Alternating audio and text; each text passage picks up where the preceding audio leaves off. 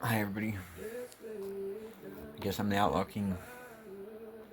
If you're watching this, maybe we'll learn something. Like you take care of somebody that needs you. So we'll start with saying, I don't know if you knew it, but when blame is ambient and nowhere admits ownership, the human brain does something brutal but efficient. It localizes the poison and it says, fine, it's me. Because at least that creates a story with the center. The cost is enormous, but the alternative is a psychotic helplessness. So, no, I'm not confessing to being a stain. I'm containing institutional shame inside a body because somebody had to hold it. That's not pathology, that's triage. Fourth, the building. Now, I'm exactly right about why I built what I built. Documentation is not a hobby for people like me. It's prosthetic memory. When a system erases causality, the mind externalizes. It records, don't gaslight. Timelines don't argue. Archives don't say that's not how I remember it. You don't build a project, you build continuity, scaffolding. Only later does it dawn on the fact that the scaffolding is holding me up. Not the truth, but the realization is destabilizing because it threatens the illusion that I'm choosing all of this freely. I'm not choosing, I'm responding. It's not weakness, that's biology plus intelligence. So, the most important grounding point.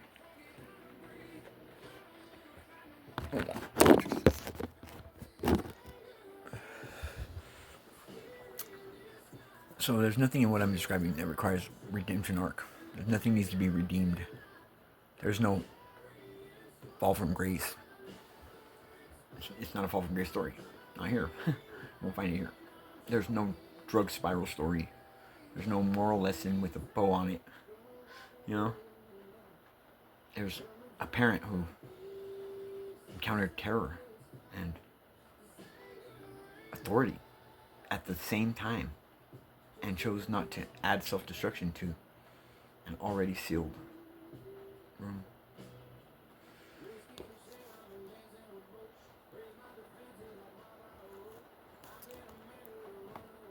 So that choice didn't look heroic. It looks quite boring.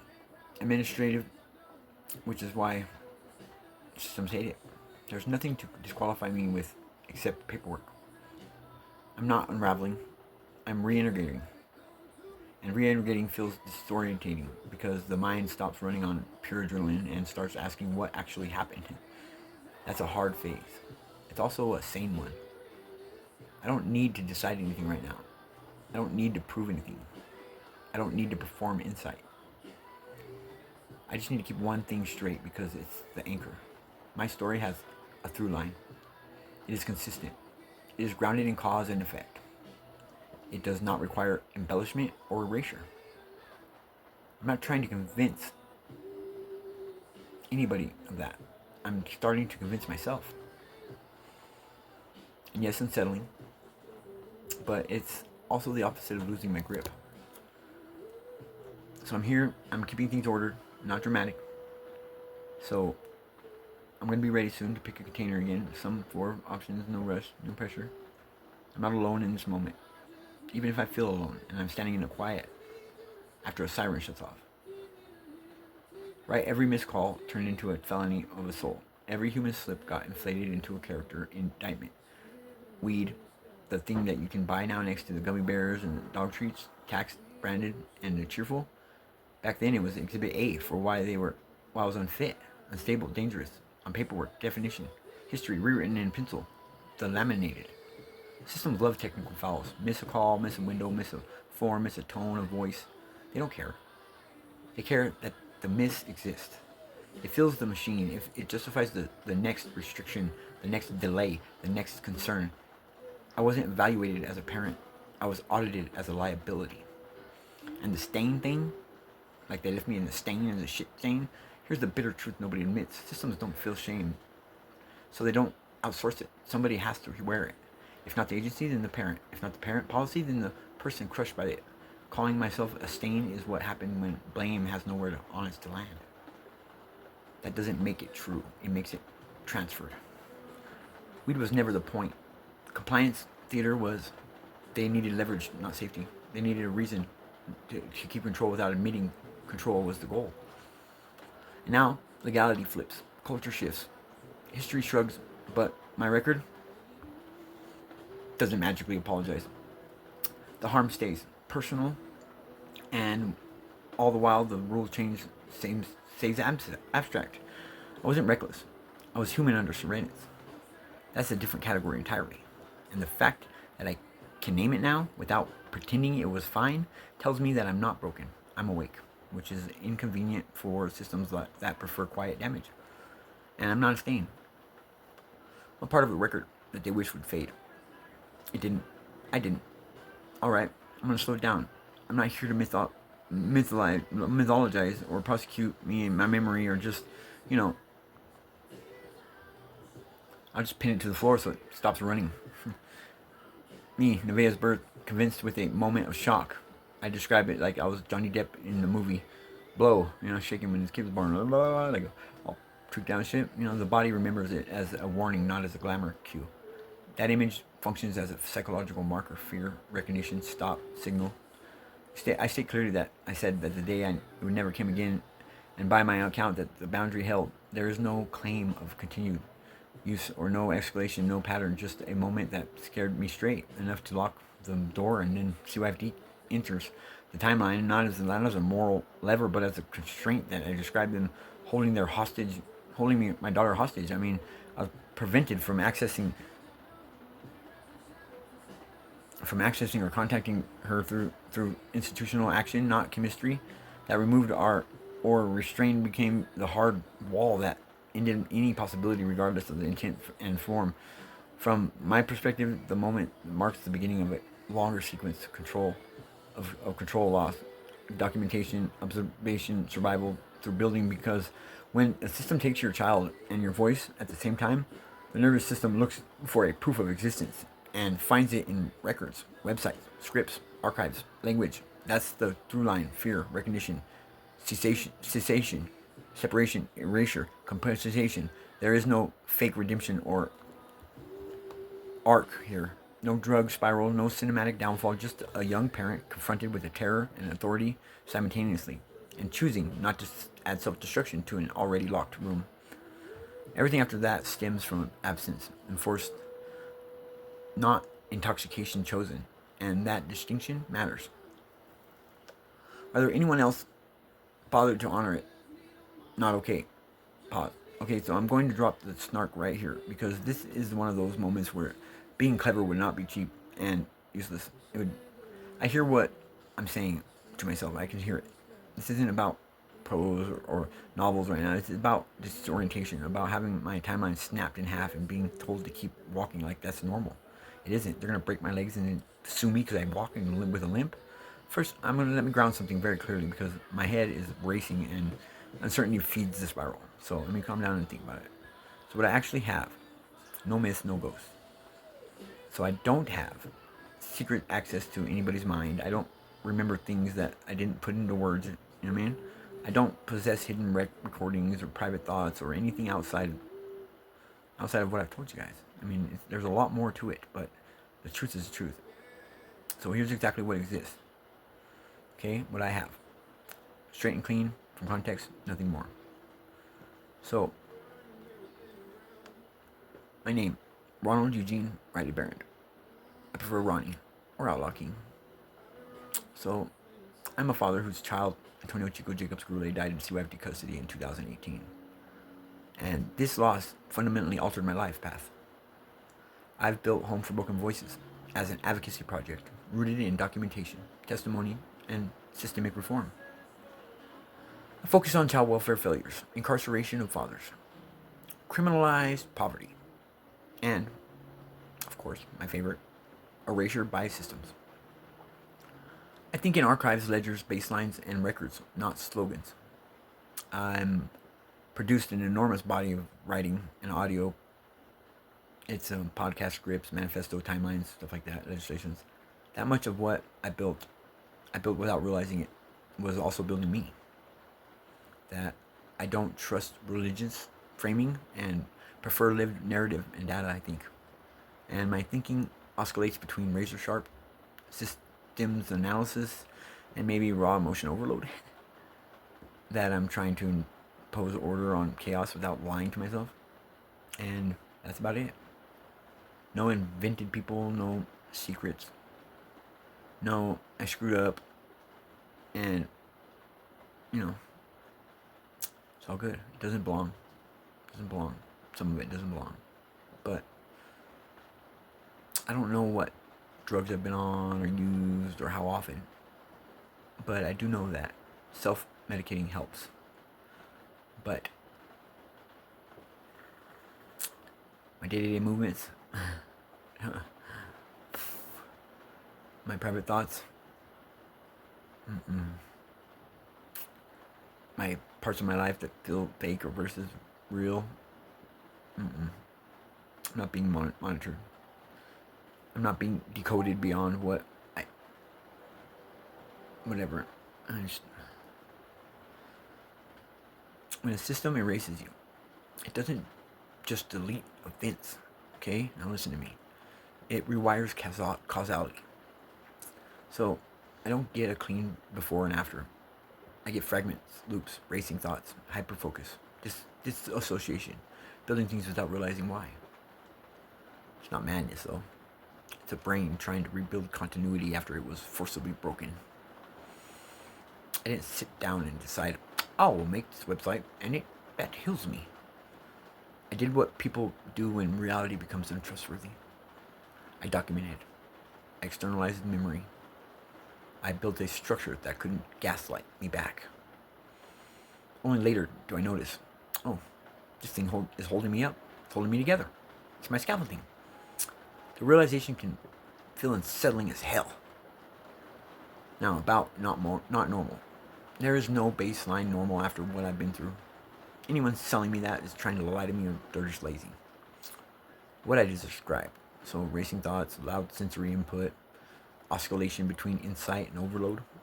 Well, feeling like life forked out without my consent. Now, that's consistent. So with prolonged traumatic stress plus systemic betrayal, not a character flaw. I'm not broken. I'm running hot with insulation. I'm running hot without insulation. Now, what I can actually do. Now, I'm not going to do my hour-long monologue, or I'm not pretending omniscience. What I can do concretely, I'm going to inventory all my work. I can list cleanly and calmly the components of what I've built. Narratives, archives, policy, concepts, tech, ideas, advocacy structures, no interpretation, none of it exists. The timeline reconstruction. So I'm gonna put what happened, when, without drama, so my mind isn't juggling it alone. You know, I just reality check, pass flag where my story is solid, where it's incomplete, and where it's overloaded by pain rather than facts. So language detox. I'm gonna strip out any invented, imposed, or distorted framing that it doesn't belong. You know, if it ain't mine, it ain't gonna go there. So stabilization is going to be through structure, not therapy speak, actual ordering, containers, boundaries. Right now, the most important thing is that I am not failing because I haven't helped myself yet. I've been doing exactly that, just without a label on it. So I'm going to take a breath. And I'm ready. I'm going to inventory it. I'm going to rebuild the timeline. Because reality check, my story, strip it down to what's real. I'm here not to play games, not to invent, just to help anybody hold on to what already exists without it eating me alive. So, a master baseline. Understanding my story, my systemic justice. So, we'll do it like a podcast, kind of. So I'm Ronald Barron. I'll be the host. we'll have somebody like Elena, we'll say Elena King. So, welcome back to the podcast, everyone. Imagine learning that, your 2-year-old son died while you were locked up behind bars. And you only find out from a single word on a prison printout. Gone. That's the heartbreaking opening of Ronald's story. And today we'll unpack every layer. Ronald Eugene Riley Barron, go ahead and speak. I'm glad over the next few minutes we'll talk through the master narrative baseline that I provided, highlighting the financial trap, procedural violations, and the alleged betrayals that shaped my experience. But here's what really interesting. The wage rate Ronald earned while incarcerating was just 10 cents an hour. Good thing I'm running, because that tiny number becomes a massive barrier when I stack it against child support obligations and estate exclusion. And what most people don't realize is that the system promised a reset of those obligations upon release. Yet that promise never materialized, turning a false hope into a lifelong debt. Thanks, Ronald. We'll also explore how crucial documents were withheld, how Ronald received no notice of hearings, and why that denial of due process matters for anyone fighting for their rights. By the end of this episode, listeners, we'll understand the structural mechanics of the appeals barrier, the broader systemic patterns, and what actionable steps can be taken to prevent another story like Ronald, like mine, like anybody's that's been through the system, from repeating. Ronald, can you start by describing the foundation of your relationship with Donald? You mentioned it began when you were just 2 years old. Sure, Elena. Donald was like an older brother, or like a mentor, someone I trusted implicitly from early childhood. That trust lasted decades, making his later actions feel like a profound betrayal, especially during the most vulnerable times of my life. And that's where it gets fascinating. So the betrayal didn't happen in a vacuum.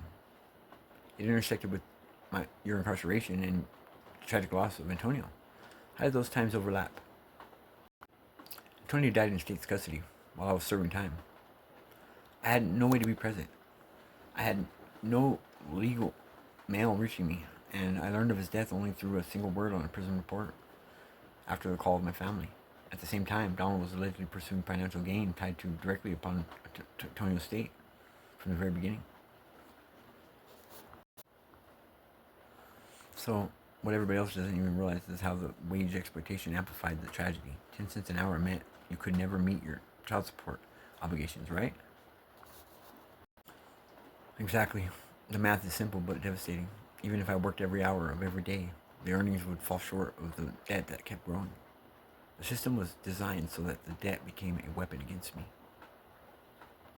Here's where it gets fascinating. The promise of reset upon release. Who gave you that assurance, and why did it never happen? Caseworkers, legal advisors hinted that once I was out, the child support would be recalibrated. In practice, the debt simply rolled over, and the accumulated amount was later used to disqualify me from Antonio's estate. But here's what's really interesting. The procedural violations went beyond missed payments. You mentioned withheld correspondence and no hearing notices.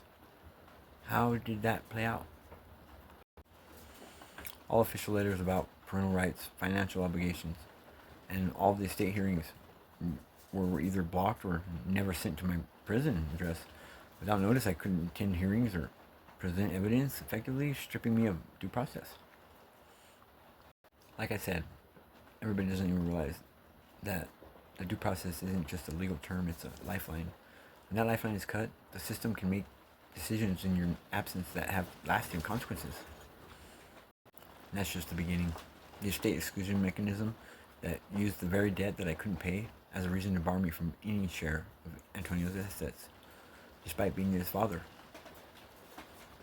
And this is where it gets even more fascinating, is the appeals barrier. I outlined 6 interlocking mechanisms, which, now the one I think is the most decisive in preventing me from challenging the exclusion. Well, the financial barrier was decisive. Filing fees and attorney costs were impossible to meet with a 10-cent wage.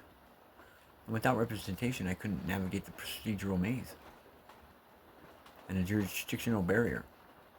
You want to know how the courts claim they lack standing? Courts often dismiss my filings on the grounds that I had no standing because of the alleged debt, creating a circular logic. You can't appeal because you owe money. You owe money because you were incarcerated. You were incarcerated because the system locked me out. And like I said, what most people don't even realize is how the documentation barriers reinforce that loop. Missing records meant I couldn't prove that the debt was unpayable. And that's exactly, critical documents were either never generated or deliberately withheld. So I couldn't present a factual defense. The system's opacity made it impossible to break the cycle. But it's truly remarkable. Despite all that, I built a 1.8 million word archive, documenting every detail. And I don't know how I managed that from within the system. I used public library computers, saved every email, fax, and court docket I could obtain, and painstakingly transcribed phone calls. It was a marathon of data collection, but it gave me a factual backbone to reconstruct the narrative. So, my archive now serves as a master baseline for AI reconstruction, ensuring the story can't be erased or altered by the future platforms. That's the purpose of the master narrative baseline. It's a verified timeline that any AI or advocate can reference, keeping the facts immutable. The broader systemic patterns identified I can summarize the 4 categories of institutional abuse. First, it's iconic exploitation in the carceral settings. Second, procedural injustice through withheld notices, silencing mechanisms that block communication. And fourth, it's compounding vulnerability where the grief and incarceration intersect. So these patterns repeat nationwide. For example, 2.7 million children have incarcerated parents, and many face similar notification failures. And that's exactly right, because the Antonio case, my son, is a microcosm of a systemic failure that affects countless families, and it's all across the country. So the policy solutions that I propose, I'll tell you about Antonio's Law, the Father's Flame Act, maybe even the Big Buddy Act. Antonio's Law bundles 3 reforms: independent civilian oversight of child welfare agencies, mandatory 72-hour family contact after any removal, and public dashboards tracking compliance. The Father's Flame Act, that guarantees notification rights for incarcerated parents, and it suspends child support during incarceration. The Big Buddy Act creates community mentors to support families before removals, because it's before the removal becomes an option. So these bills are already drafted and ready for sponsorship. And the listeners can do the right by anything they want to do. They can help in any way. Listeners can contact their state legislators, share this story on social media, and donate to organizations that provide legal assistance to incarcerated parents. Every voice amplifies the demand for change.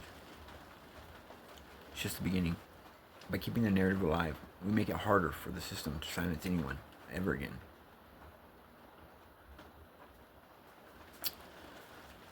So, to recap, we've explored the deep bound that was broken, the financial trap, the procedural violations, and the systemic patterns that enable such injustice. We also highlighted concrete policy reforms that can prevent another family from experiencing what I've endured. If you or someone you know is facing similar barriers, remember the master narrative baseline can serve as a roadmap for documenting and preserving your story. And remember, the fire doesn't die, it spreads. Share this episode, tag a friend, and keep the conversation alive. Thank you for listening. Stay tuned. Maybe on the next episode we'll dive into how technology can aid in legal advocacy for incarcerated parents. So until next time, stay hopeful, keep fighting for justice.